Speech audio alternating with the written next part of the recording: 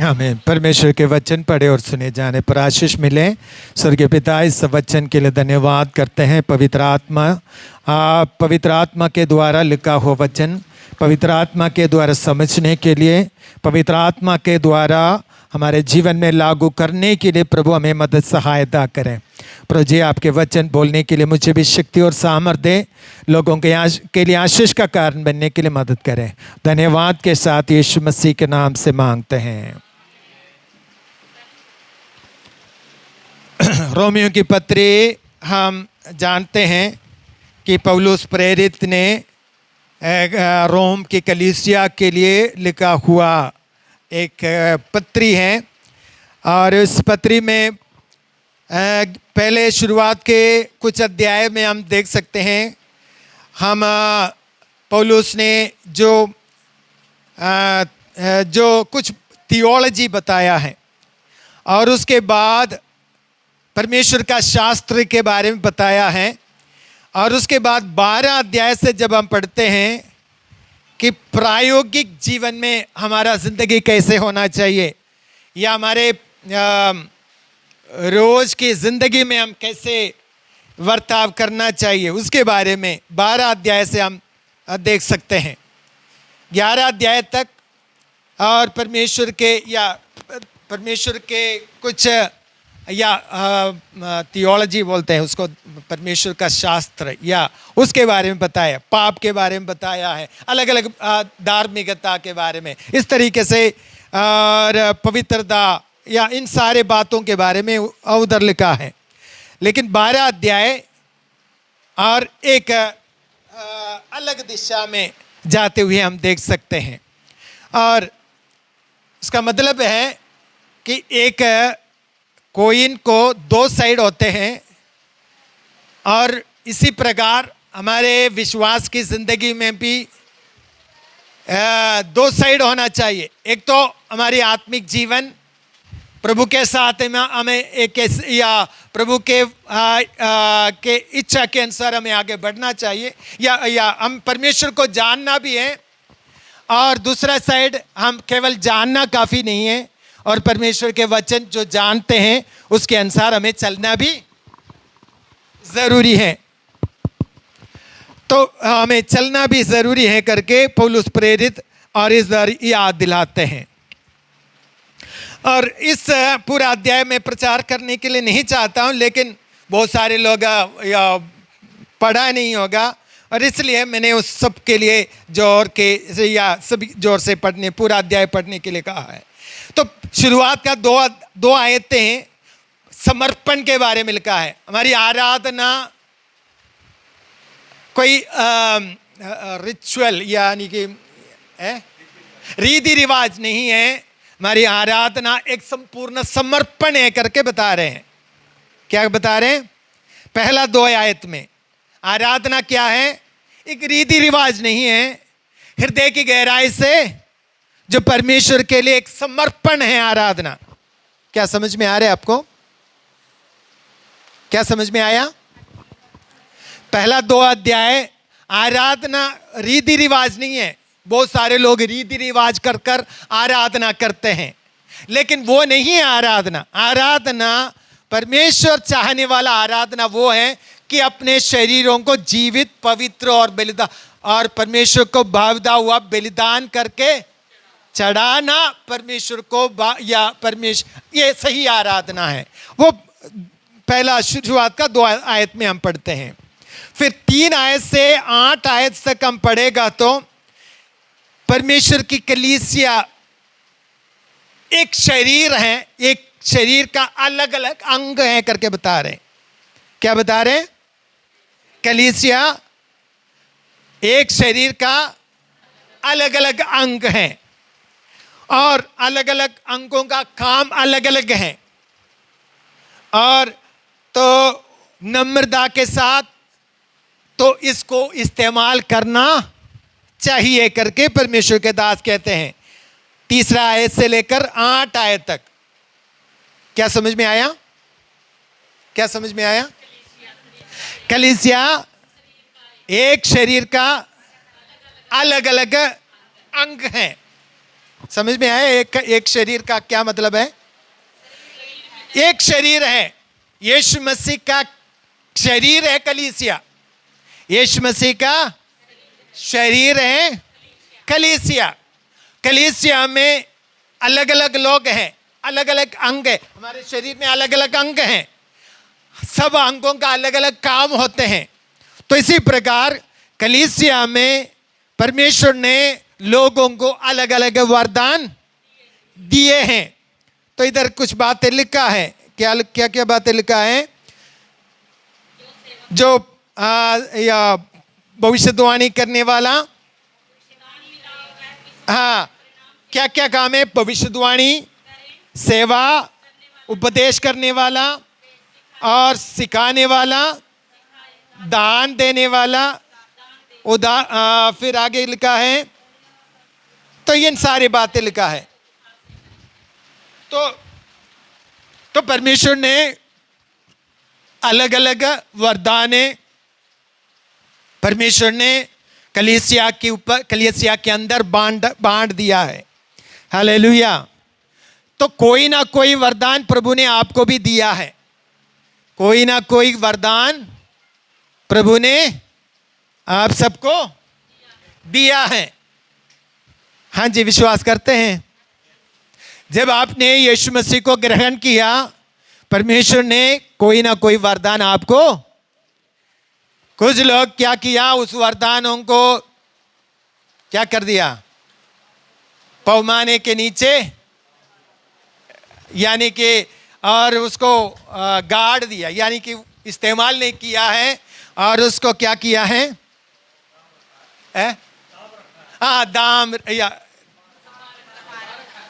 दबा रखा है, दबा रखा है। हालेलुया। कुछ लोग इस्तेमाल करते हैं, इसलिए इस्तेमाल करते करते वो क्या हो गया, तो परमेश्वर उनको बहुतायत से इस्तेमाल करते हैं।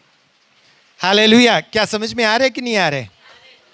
सबके जीवन में परमेश्वर ने कोई ना कोई वरदान सबको एक ही जैसे नहीं दिया है। किसी को भविष्यवाणी का वरदान दिया है, किसी को प्रार्थना करने का वरदान दिया है। वो क्या करते हैं? प्रार्थना करते हैं, दूसरों के लिए प्रार्थना करते हैं। वो घंटों घंटों तक क्या करते हैं? प्रार्थना करते हैं, देश के लिए, दूसरों के लिए, पास्टर्स के लिए, जो सारे सेवक, सारे लोगों के लिए प्रार्थना करते हैं। वो भी एक वरदान है। वो सब कर सकते हैं, वो सभी लोग कर सकते हैं। हालेलुया। और फिर सेवा करने का वरदान, सेवा, दूसरों का सेवा करने का वरदान।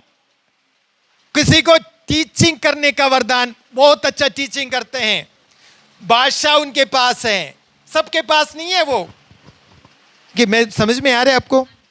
किसी को टीचिंग करने के लिए, सिखाने के लिए बहुत खूबी होती हैं, सबके पास नहीं होते हैं। ये परमेश्वर का एक वरदान है। हालेलुया। और फिर क्या है? उपदेश देने के लिए, उपदेश देने के लिए किसी को प्रभु ने वरदान दिया है। और फिर क्या है? दान। तो दान कुछ लोग क्या करते हैं? कुड़ के देते हैं, कुछ लोग हर्ष से देते हैं, कुछ लोग क्या करते हैं? कुड़ा के देते हैं, और कुछ लोग खुशी से देते हैं। तो कुरिन्थियों की पत्री में लिखा है, खुशी से देने वालों से परमेश्वर क्या करते हैं? प्रसन्न रहते हैं करके लिखा है। हालेलुया। और तो इस तरह काफी अलग अलग वरदानों के बारे में परमेश्वर के वचन में, और भी कुरिन्थियों की पत्री में भी लिखा है। तो ये जो वरदान है, हमें कैसे इस्तेमाल करना चाहिए? प्रभु की महिमा के लिए दीनता के साथ, नम्र होकर इस्तेमाल। कैसे इस्तेमाल करना चाहिए? क्या कोई सो तो नहीं रहा? जोर से हालेलुया बोले। हालेलुया। कैसे इस्तेमाल करना चाहिए? नम्र होकर, दीनता के साथ, और उन वरदानों को प्रभु की महिमा के लिए इस्तेमाल करना चाहिए। ये बातें हम पौलुस प्रेरित 8 आयत से या 3 आयत से 8 तक बताया है। और फिर 9 से 16 तक क्या लिखा है कि एक विश्वास या एक सही विश्वासी का चिन्ह क्या होना चाहिए? वो क्या चिन्ह होना चाहिए? प्रेम। प्रेम के साथ या प्रेम उनका क्या होना चाहिए? उनके चिन्ह होना चाहिए। कुरिन्थियों की पत्री में हम पढ़ते हैं, पहला कुरिन्थियों 13 अध्याय में हम पढ़ते हैं, अगर प्रेम नहीं है तो हम क्या हैं? ठनठनाता हुआ पित्तल, झांझ, और वो बहुत बड़ा लिस्ट उधर दिया है। अगर प्रेम नहीं है, हम जो कुछ भी वरदान है सब कुछ करें तो भी कोई फायदा नहीं है। तो इसलिए हमारे अंदर कलीसिया के अंदर एक एक विश्वासी के अंदर क्या दिखाना चाहिए, क्या प्रकट होना चाहिए? मसीह का प्रेम प्रकट होना चाहिए करके लिखा है। तो वो प्रेम एक बार फिर से वो पढ़िए, वो 9 आयत से। प्रेम निष्कपट होना चाहिए। प्रेम कैसे होना चाहिए? निष्कपट। प्रेम के अंदर क्या नहीं होते? कपटता नहीं है, दिखावा नहीं होते हैं। प्रेम के अंदर क्या नहीं है? कपटता नहीं है, दिखावा नहीं है। हालेलुया। और आगे क्या लिखा है? वो प्रेम बुराई से क्या करते हैं? घृणा करते हैं। और आगे, और प्रेम हमें भलाई करने के लिए उत्साह या प्रेरणा देते हैं। और हाँ, एक दूसरे का प्रेम रखना है। ये उंगली एक जैसा नहीं होते हैं, बराबर नहीं है। हालेलुया। छोटा है, एक बहुत लंबा है, तो अलग अलग ऊंचाई पर है, लेकिन ये सारे मिलकर क्या करते हैं? हाँ, काम कर सकते हैं, कुछ भी उड़ा सकते हैं। चाहे कोई छोटा होगा, कोई बड़ा होगा, कोई मोटा होगा, कोई पतला होगा, अलग अलग स्वभाव के होंगे, लेकिन प्रेम हमें क्या कर देते हैं? एक कर देंगे। प्रेम एक करते हैं। मसीही लोगों का गुण क्या होना चाहिए? हम अलग अलग स्वभाव के हैं, अलग अलग रंग का है, अलग अलग खूबी हमारे अंदर है, अलग अलग वरदान हमारे अंदर हैं, लेकिन कोई घमंड नहीं करेंगे मेरे पास ये है, मेरे पास वो। दूसरे कहेंगे मेरे पास कुछ नहीं है, वो कहेंगे मेरे पास ये है। तो लेकिन कोई घमंड नहीं करेंगे। हालेलुया। प्रेम क्या करेंगे?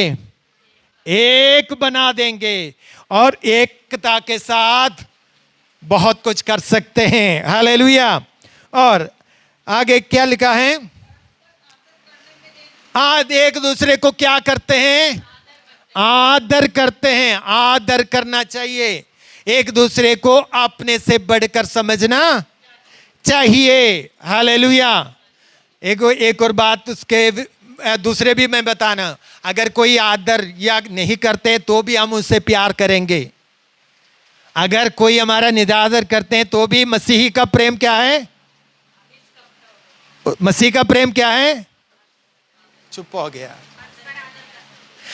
अगर कोई आदर नहीं करते तो भी हम क्या करेंगे? आदर करेंगे या प्रेम करेंगे। हमारे प्रेम में, मसीह की प्रेम में कोई कम ज्यादा नहीं होंगे, सही प्रेम में।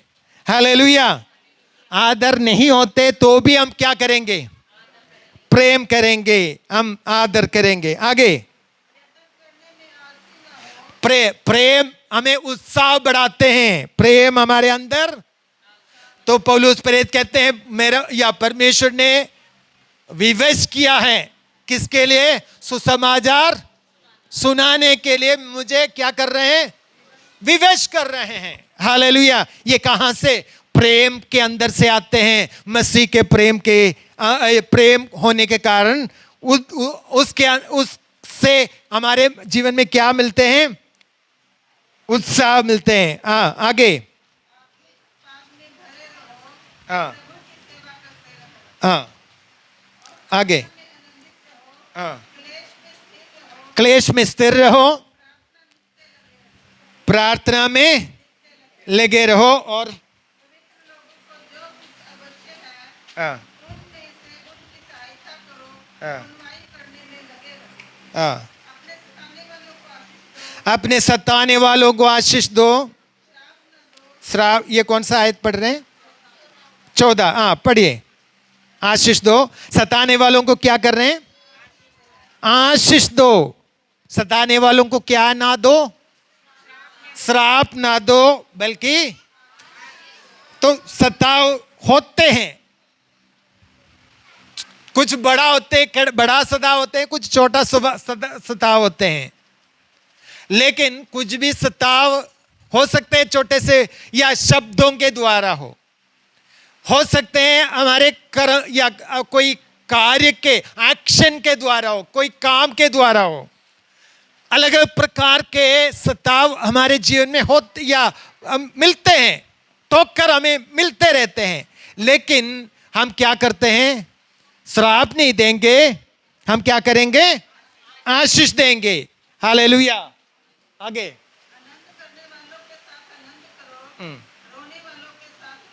हाँ,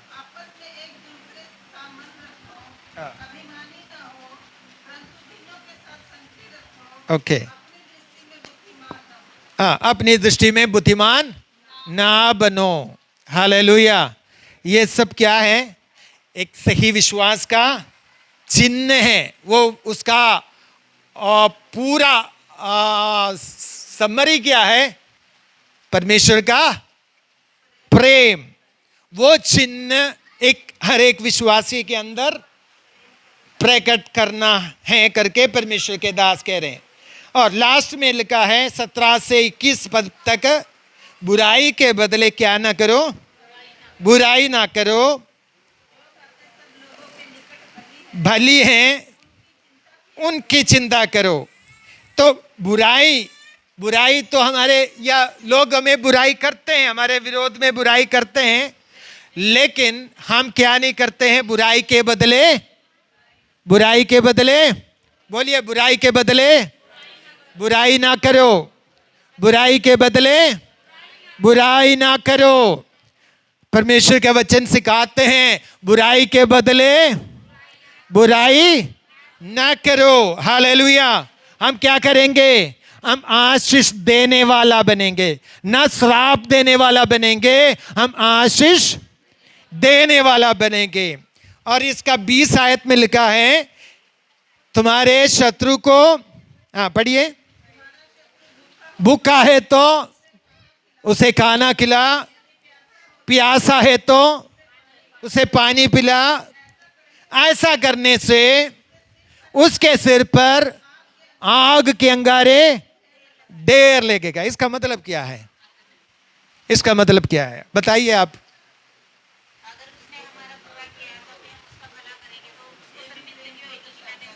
ओके, क्या है? अगर हमारे बुराई किया, हम पलटा उसको भलाई करते हैं तो, और उसके अंदर एक चोट आएगा, प्रेम का चोट। जैसे आग अगर हाथ में या सिर पे कहीं रखेगा तो क्या होगा? जलेगा ना? जलेगा कि नहीं जलेगा? एक निशान पड़ जाएंगे। क्या होगा? निशान पड़ जाएंगे। तो मतलब क्या करेंगे? जब बुराई करते हैं उनको बदले में भलाई करेगा तो उनके जीवन में क्या होगा? एक चोट, मतलब प्रेम का चोट आएगा। हालेलुया। तो ये इसलिए बता रहे हैं कि तुम्हारे शत्रु अगर भूखा है तो उसे खाना खिला, प्यासा है तो पानी, या भूखा या रोटी या पानी के बारे में केवल वो नहीं कह रहे हैं कि आप उनके लिए भला करो, जो भी कर सकते हैं उसका भलाई करो। एक उदाहरण दिया है रोटी और पानी, लेकिन भलाई क्या आप कर सकते हैं उसके अनुसार, उसको आप उस समय क्या जरूरत है तो उसके अनुसार हमें भलाई करेगा तो, और उसके अंदर क्या मिलेगा? प्रेम का एक चोट उसके अंदर आएगा करके हम देख सकते। इसलिए पौलुस प्रेरित कहते हैं बुराई के बदले बुराई ना करो, भलाई की चेष्टा करो करके, भलाई के साथ उसको जीत लो करके लिखा है। आप थोड़ा सा एक आउटलाइन मिल गया आपको 12 अध्याय का। क्या क्या है? पहला 2 आयत में क्या लिखा है? समर्पण है। तो आराधना एक रिचुअल नहीं है, रीति रिवाज नहीं है, एक संपूर्ण समर्पण है। उसके बारे में मैं थोड़ा और प्रचार करूंगा। और दूसरी बात क्या है? कलीसिया एक शरीर है, अलग अलग वरदान परमेश्वर ने सबके जीवन में दिया है। तो हम उन वरदानों को नम्रता के साथ, दीनता के साथ प्रभु की महिमा के लिए इस्तेमाल करना है और उसको छिपा के नहीं रखना है। और जैसे एक स्वामी ने किसी को 5 तोड़े दिया, किसी को 2 दिया, किसी को 1 दिया। 5 जिसको 5 मिला उसको क्या मिला? क्या उसने क्या किया? 5 और कमाया। उनको 5 वरदान दिया था, 5 प्रकार की वरदान दिया था, लेकिन उसने क्या किया? उस वरदानों को परमेश्वर के लिए इस्तेमाल किया और बहुतों को प्रभु के पास लेके आने के लिए इस्तेमाल हो गया। और जिसको 2 मिला उसने भी मेहनत किया, 2 और कमाया। और जिसको 1 मिला उसने क्या किया है?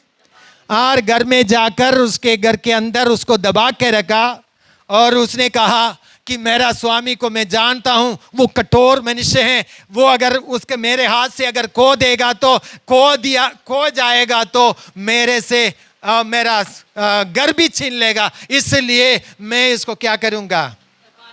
मैं इसको दबा के रखा हूं, मैं इसको। तो लेकिन उसके लिए प्रभु क्या कह रहे हैं? दुष्ट और आलसी दास, तू थोड़े में वफादार नहीं रहा, या तू अपने जो बातों में तू वफादार नहीं रहा और तू अनंत पीड़ा में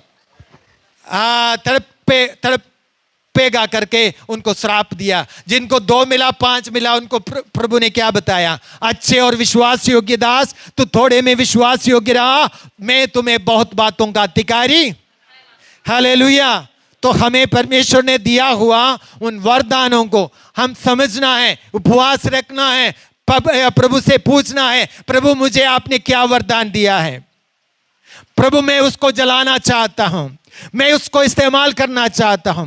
प्रभु मुझे मदद सहायता कर उस वरदानों को इस्तेमाल होने के लिए। प्रभु के हाथ, प्रभु की उपस्थिति में बैठे प्रार्थना करें और आत्मा में जल जाए, आत्मा में ज्वलन हो या ज्वलने के लिए प्रभु आप सहायता करेगा और आपके जीवन को प्रभु इस्तेमाल करेगा। Hallelujah, hallelujah.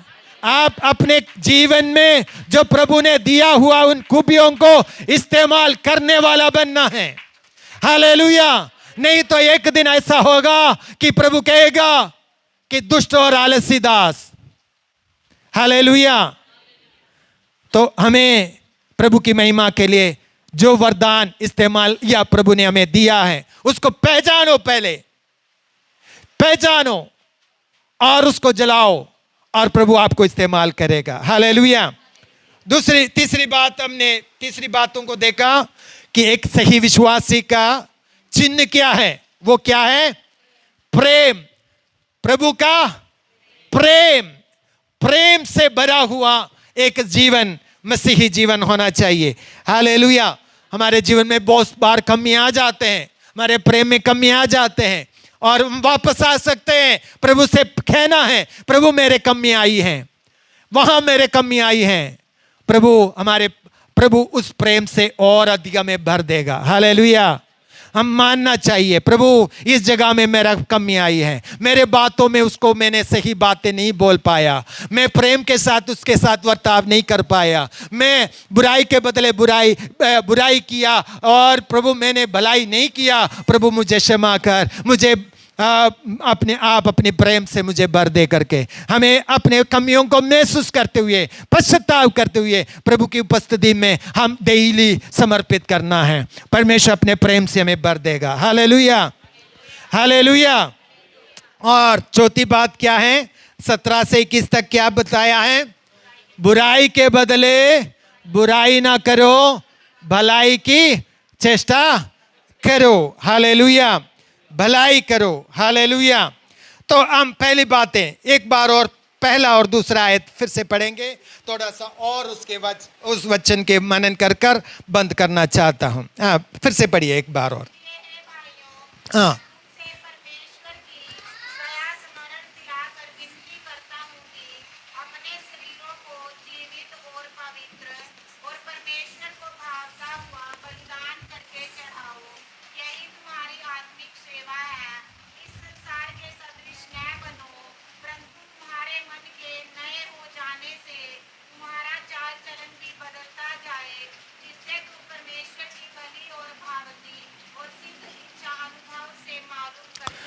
इन आयतों से काफी बार हमने प्रचार किया है। मैं सिर्फ एक शब्द इस्तेमाल करना चाहता हूं, समर्पण।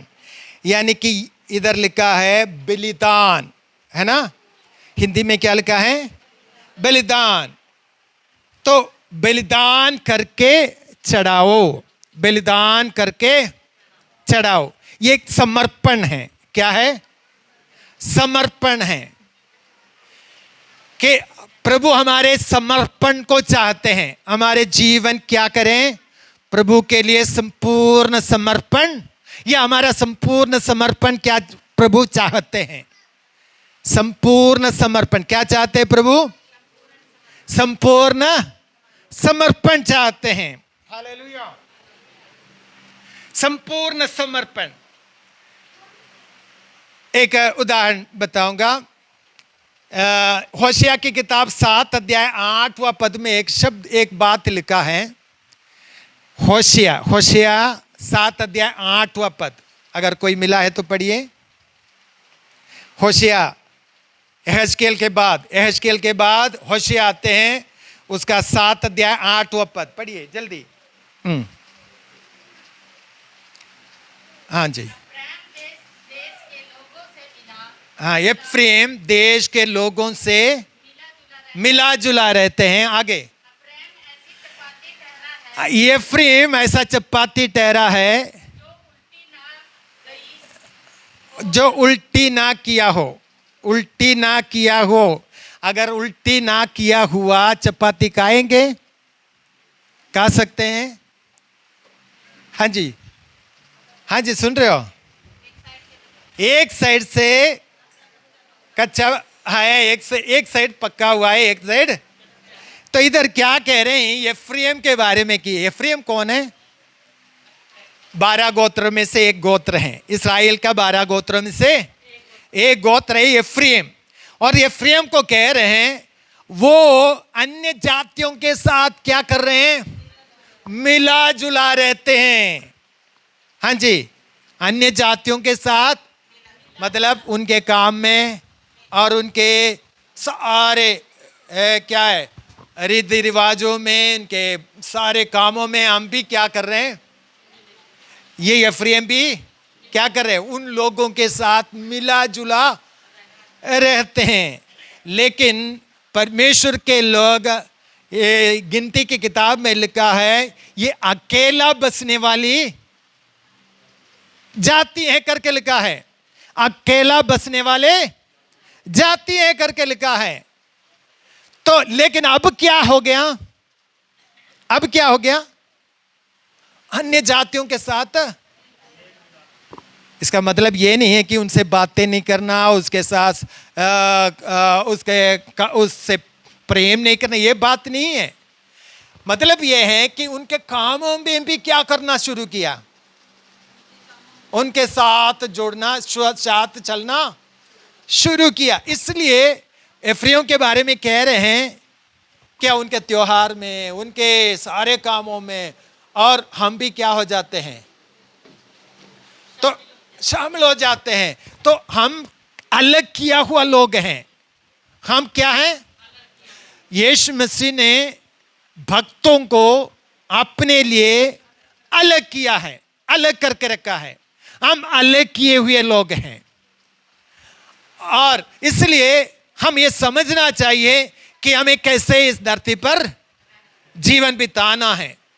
लेकिन एफ्रेम के बारे में कह रहे हैं कि वो अन्य जातियों के साथ क्या हो गया, और इसलिए क्या आगे लिखा है, वो एक साइड कच्चा एक साइड पक्का हुआ रोटी के समान है। हालेलुया।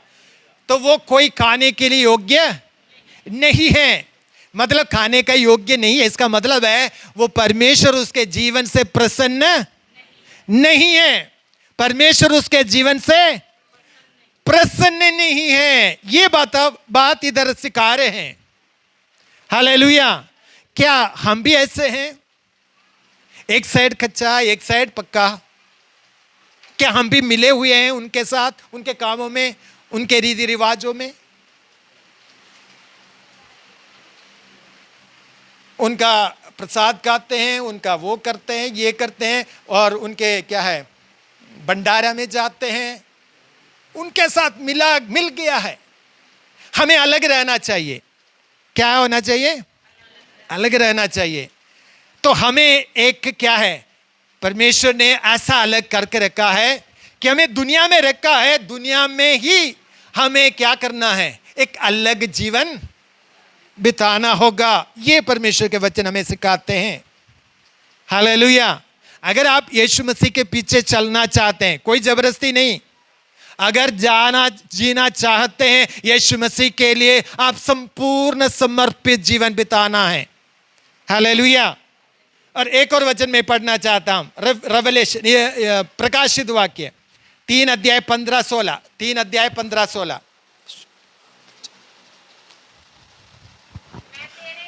मैं तेरे कामों को जानता हूं, ना तो ठंडा ना गर्म, भला होता ठंडा होता या गर्म होता।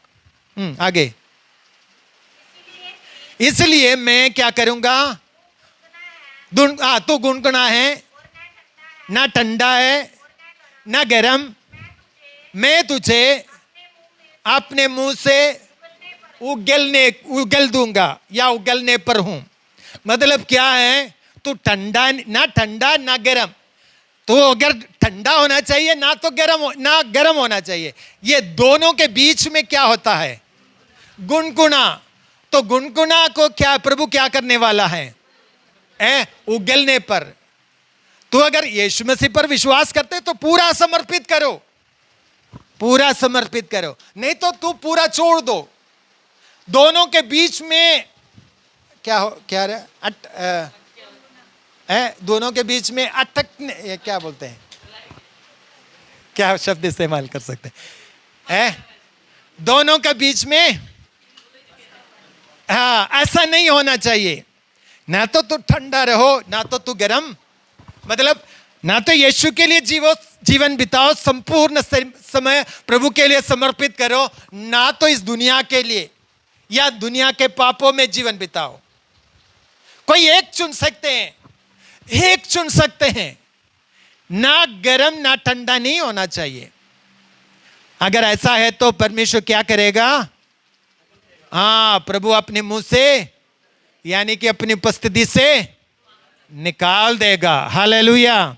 मेरे प्रिय भाई, प्रभु यीशु मसीह किसी को जबरदस्ती नहीं करते हैं उसके पीछे करने जाने के लिए। अगर जाते हैं तो, अगर आपने कदम रखा है तो आप संपूर्ण रीति से प्रभु के पीछे चलो। समर्पण की जरूरत है, संपूर्ण समर्पण करो। अगर कमी महसूस किया है तो मानो और प्रभु के लिए और समर्पित करो, प्रभु मैं आपके लिए जीऊंगा। कमी तो हो जाते हैं, लेकिन हम एहसास करना या कमी को मानना और समर्पित करना हमारे लिए जरूरी है। मैं कुछ बातें आपके सामने रखना चाहता, संपूर्ण समर्पण। तो पहली बात मैं आपके बताना चाहता हूं कि समर्पण का मतलब यह है कि आपके पास पलटा देने के लिए शक्ति है तो भी आप क्या नहीं करते हैं, यह है संपूर्ण समर्पण। एक बात, पहली बात, संपूर्ण समर्पण का मतलब क्या है कि आपके पास पलटा देने के लिए शक्ति है तो भी आप क्या करते हैं, पलटा। तो हमें हमारे अंदर काफी बार हमें ठोकर आते हैं, ठोकर हमें हमारे जीवन में खिलाते हैं, या प्रतिकूल अवस्था हमारे जीवन में आते हैं। घर के अंदर भी आते हैं, बाहर से भी होते हैं, अंदर से भी होते हैं, बाहर से भी। तो ये परमेश्वर कुछ बातें हमारे लिए रखा हुआ है। ठोकर खाना अवश्य है करके लिखा है, ठोकर खाना अवश्य है। तो ठोकर हमारे जीवन में आएंगे, या प्रतिकूल परिस्थिति आएंगे, या हमारे, ये एक उदाहरण मैं बताऊंगा। पिछले दिनों में मैं हमारे जगुड़ी में राम कुमार के घर में गया, तो उधर भाई ने गवाही दिया। क्या गवाही दिया कि अचानक उनके जो दवाई डालते समय दूसरों के खेत में कुछ क्या है, चले गया, वो जल गया। और उन्होंने क्या आकर इनके पूरा क्या किया, स्प्रे करके एक साइड, कितना जगह मुझे पता नहीं, तो उन्होंने बताया एक साइड सिरे से दूसरा तीरे तक पूरा क्या कर दिया, वो सूख गया। क्या किया इन्होंने? कुछ किया? कुछ नहीं किया। लड़ाई करने के लिए भी नहीं गया। हालेलुया। अगर हम हैं जी, इकट्ठी किया है। अच्छा, ओके। तो हमें मुझे पता नहीं था कुछ, हमें क्या नहीं करना है, बदला नहीं देना है। हालेलुया। बदला देना हमारा काम नहीं है, बदला देना हमारा काम नहीं। बुराई के बदले बुराई ना करो। हालेलुया। प्रभु यीशु मसीह के जीवन में देखिए, हम काफी बार हमने देखा है कि यीशु मसीह को मारा, पत्थरवाह किया, कोड़े से मारा गया, और उनके खिलाफ जो उन्होंने किया नहीं है ऐसी बातें उन्होंने किया। और बहुत कुछ ऐसा बातें हम देख सकते हैं। और लेकिन उन्होंने, यीशु मसीह ने कुछ कहा है, एक भी शब्द उसके खिलाफ नहीं कहा है, एक भी शब्द उसने नहीं कहा। और वध होने वाले मेमने के समान यीशु मसीह उनके सामने क्या हुआ, चुपचाप रहा है करके हम देख सकते हैं। क्या प्रभु के पास कोई शक्ति नहीं था? प्रभु के पास शक्ति था। एक शब्द बोलने से वो क्या कर सकता था, नष्ट कर सकता था। लेकिन यीशु मसीह ने अपने शक्ति को, अपने सामर्थ को इस्तेमाल नहीं किया। बुराई के बदले बुराई करने के लिए यीशु मसीह ने कदम नहीं रखा। हालेलुया।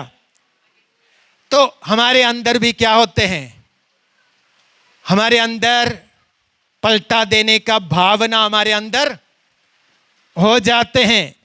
कोई भी बुराई देखते समय, बुराई हमारे जीवन में आते समय, हम पलटा देने का भावना हमारे अंदर होते हैं।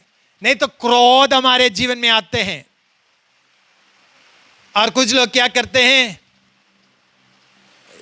झगड़ा के साथ बैठते, चुप, कोई बातें नहीं करते हैं, घर के अंदर रहते हैं लेकिन बातें, ये भी एक हथियार है ना। ये सब क्या है, पलटा देने का हथियार है। मैं क्या कह रहा हूं, समझ में आ रहा? क्या क्या हथियार हमारे पास है, क्या क्या हथियार हमारे पास है?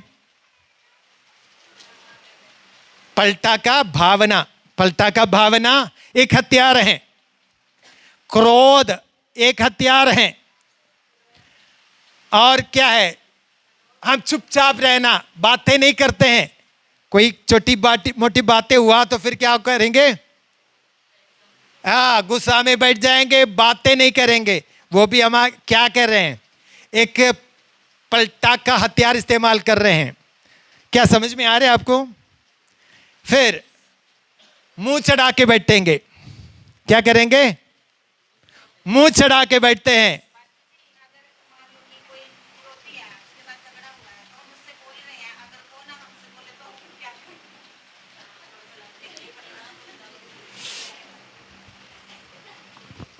तो हमारे अंदर क्या क्या हथियार है मैं बता रहा हूं। पलटा का भावना, क्रोध, क्या चुपचाप या बातें नहीं करना, या उसको क्या बोलते हैं, झगड़ा, दूसरा मुंह चढ़ा के बैठना, ये सब में आप समझ रहे क्या है? ये हमारा पलटा देने का एक हथियार है।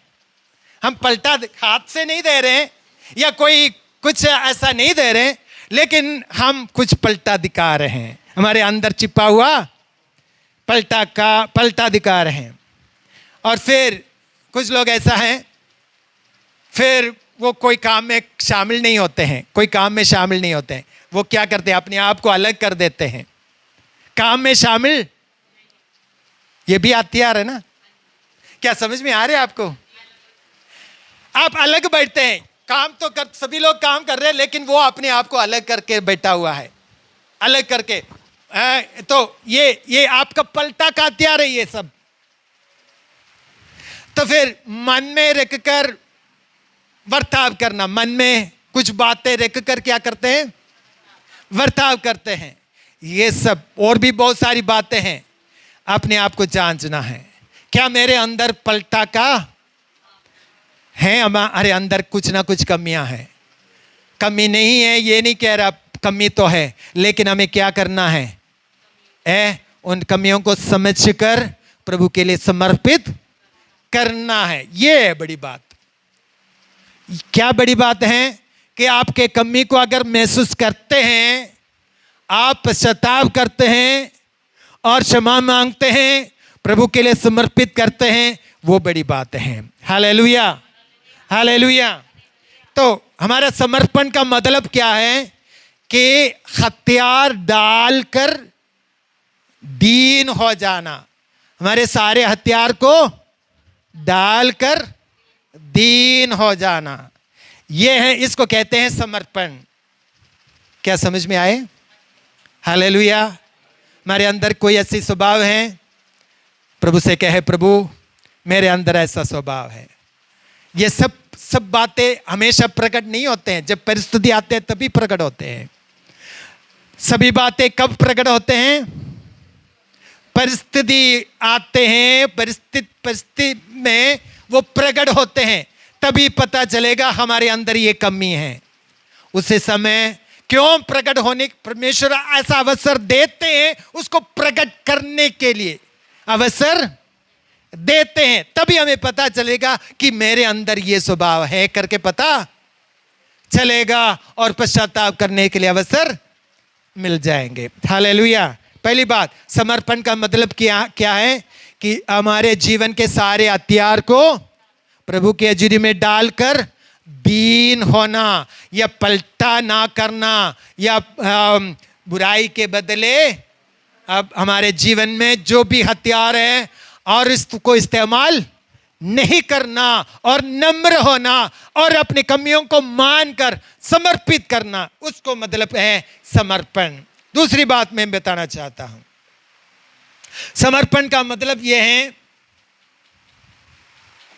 कि हमें जब गलती पाप करने का अवसर मिलते हैं, अवसर आ जाते हैं, तो भी हम पाप नहीं करते हैं, तो या हम नहीं करना एक समर्पण है।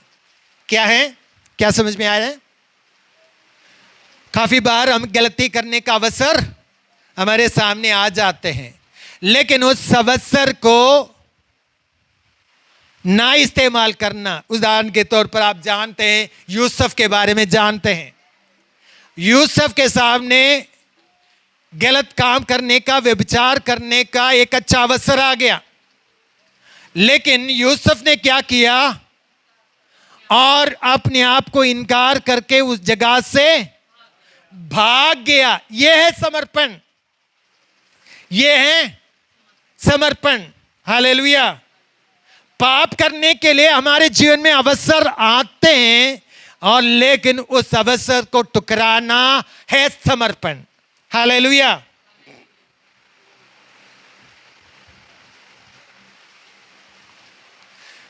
मैंने काफी कुछ लोगों का गवाही सुना है कि साथ काम करने वाले रिश्वत लेने के कारण ये प्रभु का बच्चे को काम छोड़ना पड़ा।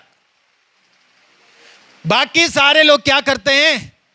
रिश्वत लेते हैं, तो लेकिन ये रिश्वत नहीं लेते हैं, तो इसलिए बाकी लोग क्या करते हैं?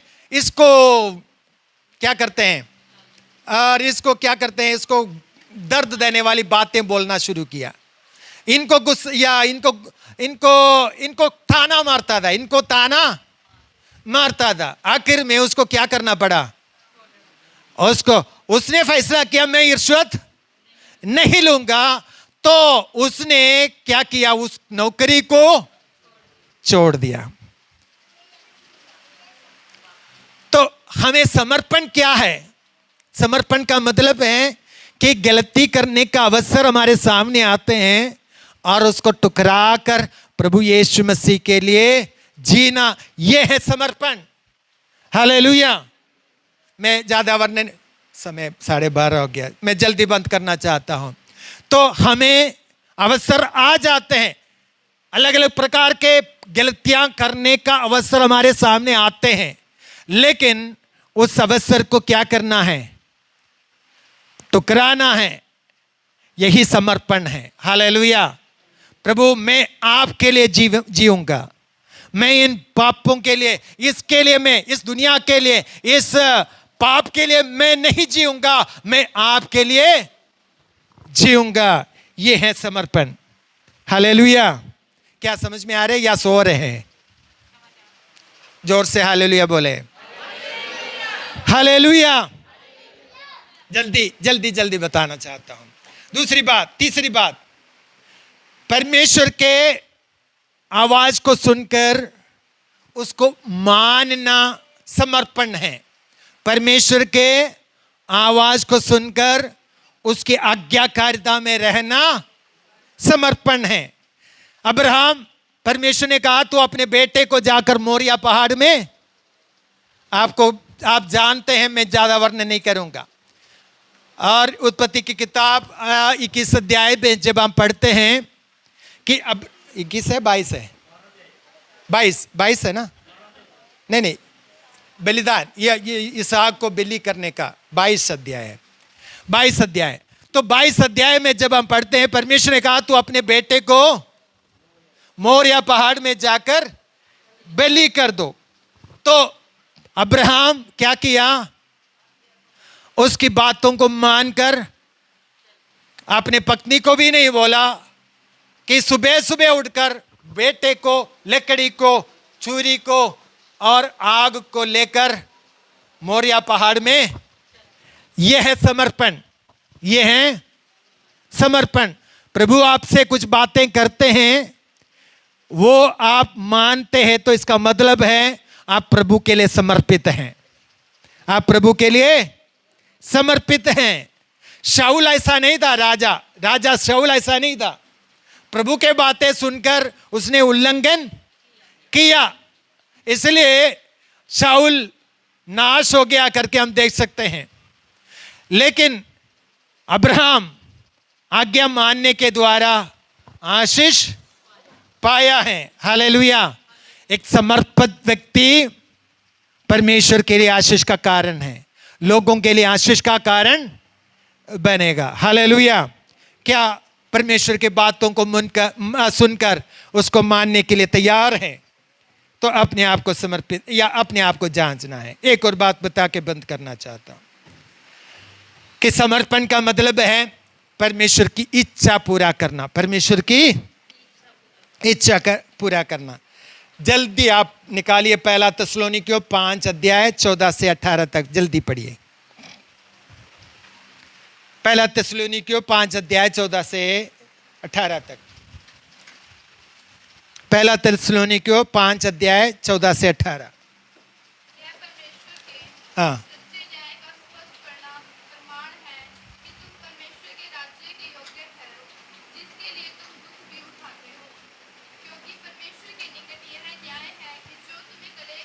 जो तुम्हें क्लेश देते हैं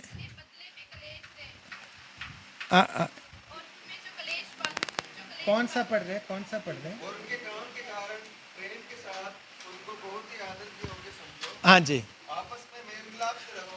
आपस में मेल मिलाप से रहो। हे भाइयों, हे भाइयों, हम तुम्हें समझाते हैं तुम्हें समझाते हैं जो ठीक चाल नहीं चलते हैं जो ठीक चाल नहीं चलते हैं उनको समझाओ। उनको समझाना।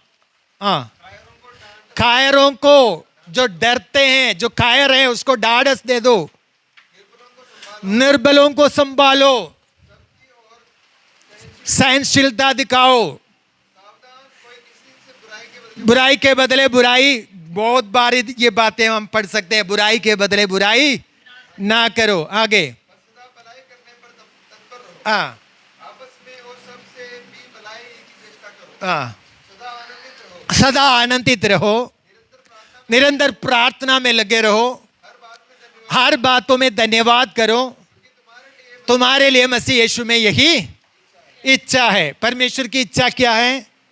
ये सारी बातें हैं। हालेलुया। तो हमें क्या होना है? परमेश्वर की इच्छा के लिए, पूरा करने के लिए समर्पित करना है। हालेलुया। प्रभु की सेवा करने के लिए समर्पित रहना है। जो डरते हैं उसको ढाढ़स देना है, जो निर्बल है उसको क्या है? बल देना है, या उसको कड़ा करना है, सुसमाचार सुनाना है, भलाई करना है, प्रार्थना करना है, धन्यवाद देना है। हालेलुया। तो इन सारी बातें परमेश्वर की इच्छा है। हालेलुया। और भी काफी बातें मैं इधर बंद करना चाहता हूं। तो परमेश्वर की इच्छा के लिए, इच्छा को समझकर प्रभु की इच्छा के लिए समर्पित करना। हालेलुया। क्या है समर्पित? समर्पण क्या है? एक आराधना है। आराधना कैसे करना है? बुराई के बदले बुराई ना करते हुए, हाँ, उन हथियारों को जो हमारे अंदर है नीचे रखकर संपूर्ण समर्पण के साथ परमेश्वर की आराधना करनी है। और पाप करने के लिए जब अवसर मिलते हैं उसको भी टुकरा कर परमेश्वर के लिए जीवन बिताकर आराधना करना एक समर्पण है। हालेलुया। और परमेश्वर के आवाज को सुनकर उसके अनुसार जीवन बिताकर हमें क्या करना है? आराधना करनी है। हालेलुया। और परमेश्वर की इच्छा को समझकर हमें आराधना करना है। तो हम अपने जीवन को प्रभु के हाथों में समर्पित करना है। क्या हम सचमुच प्रभु के लिए संपूर्ण समर्पित किया है? अगर हम समर्पित नहीं किया है तो उस रोटी के समान है, उस चपाती के समान है, जो एक जगह में पक गया, दूसरा जगह में, वो परमेश्वर प्रसन्न नहीं होगा। हालेलुया। एक संपूर्ण समर्पण की जरूरत है। दोनों जगह को पकाने की जरूरत है। हालेलुया। एक तो करते हैं, दूसरा नहीं करते हैं। हम आराधना करते या प्रभु या हमें या कुछ लोग क्या करते हैं? दान देते हैं लेकिन चर्च में नहीं आते हैं। कुछ लोग क्या करते हैं? प्रभु के लिए कुछ करते हैं, काम करते हैं, लेकिन भवन में समय पर या आराधना छोटा समझते हैं। मतलब या एक शब्द लिखा है इब्रानियों की पत्री में, इब्रानियों की पत्री 12, या शायद मैं वो शब्द को मैं देखना चाहता हूँ। इब्रानियों की पत्री उसका कहाँ लिखा है? शायद 10 अध्याय में। तो आराधना को या आराधना सभा को कहाँ लिखा है? याद है कुछ?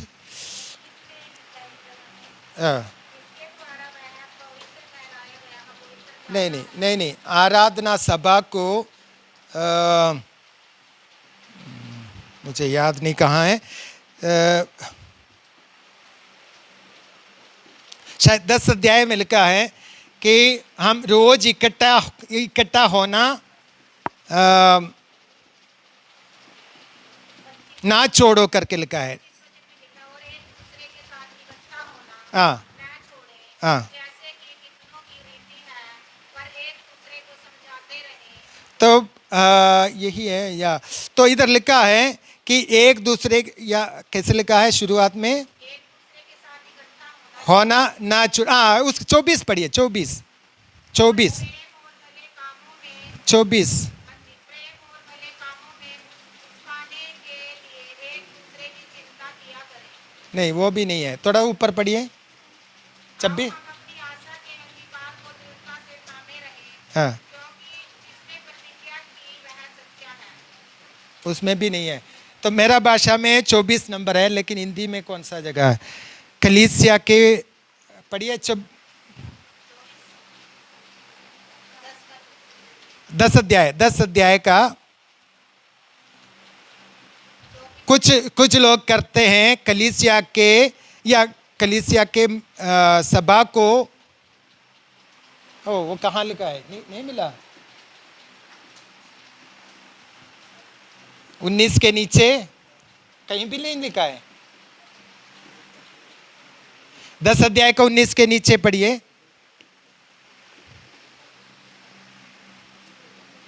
मेरे पास मलयालम भाषा है इसलिए मैं ढूंढ नहीं पा रहा है। कलीसिया को इकट्ठे होना ना छोड़े करके लिखा है।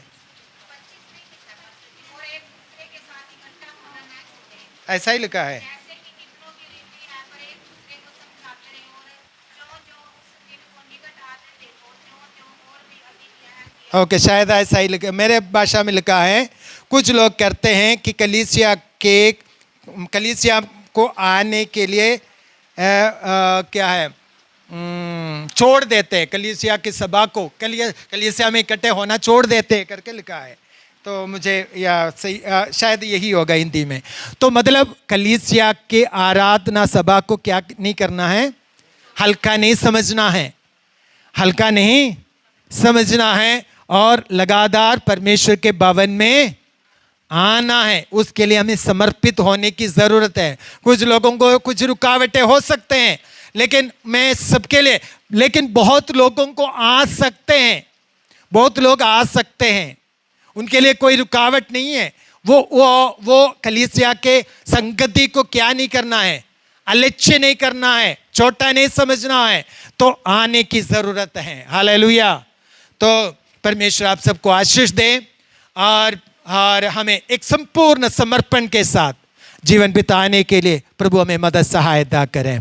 और एक समर्पण के बिना एक जिंदगी कैसा है? उल्टा ना किया हुआ चपाती के समान है, वो परमेश्वर प्रसन्न नहीं होगा। तो हमें एक संपूर्ण समर्पण जीवन बिताने के लिए रोज अपने आप को समर्पित जांचे और अपने जीवन को प्रभु के हाथों में समर्पित करें। प्रभु अपने आप से पूछना है, क्या मैं अपने जीवन को संपूर्ण समर्पित किया है? प्रभु अगर कोई भी कमी है तो मुझे प्रकट कर, मैं संपूर्ण रीति से आपके लिए जीवन बिताना चाहता हूं। तो रोज ये प्रार्थना के साथ प्रभु की उपस्थिति में आ जाए तो परमेश्वर समय समय पर आपके जीवन के कमियों को प्रकट करेगा और संपूर्ण समर्पण में आने के लिए प्रभु आपको मदद सहायता करेगा। और इस वचन के द्वारा परमेश्वर आपको आशीष दे। आइए हम प्रभु को धन्यवाद करें। छोटी सी प्रार्थना कोई भी करे।